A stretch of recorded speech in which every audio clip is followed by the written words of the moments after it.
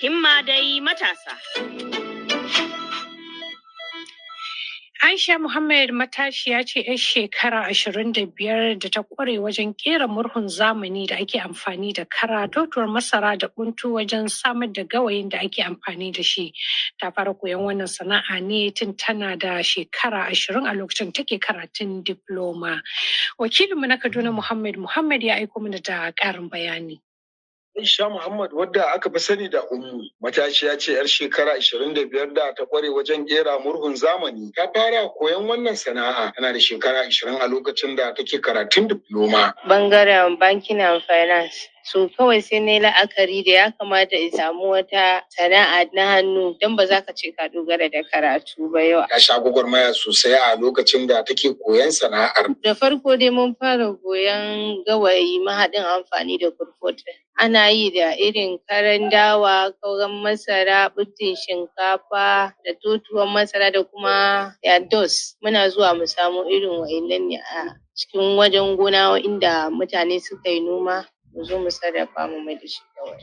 Matsayinta na mai koyon aiki ta fuskanci kalubale iri-iri. Rayuwa ba ta kasance mai sauki ba gare ta. Zama cikin hayaniya kama daga tafiya mai nisa zuwa wurin koyon. Daga inda nake zuwa wuraren akalla za ka kashe 1,000 zuwa da dawowa. Akwai tsangwama, akwai sa aike da sauransu. Duk da cewa fannin da ta karanta ya sha bamban da wannan sana'a, kuma ta fahimci cewar wayar da kan al'umma musamman mata game da amfani da wannan murhu zai taimaka matuƙa wajen kare muhalli daga illolin sauyin yanayi. Na ga cewa muna samun kalubale na canjin yanayi a gari na climate change. Ana amfani da karan dawan nan ana girki. Wani hayakin da muke shaka shi ma illa ne a cikin jikinmu. A daina yawan sare-saren itace yana sa ɗumamar yanayi. Bayan an fitar da ita daga gandu domin ta fara cin gashin kanta, kalubale da dama sun biyo baya. Rashin jari da kayan aiki sun kasance manyan matsalolin da suka ana ta samun sauƙin fara sana'ar. Dole za ka fara la'akarin yadda za ka samu jari. Idan shago ne za ka buɗe, dole sai kana da jari, babban kalubale ne. Duk da haka matashiyar ta yi tsayin daka tare da ci gaba da neman mafita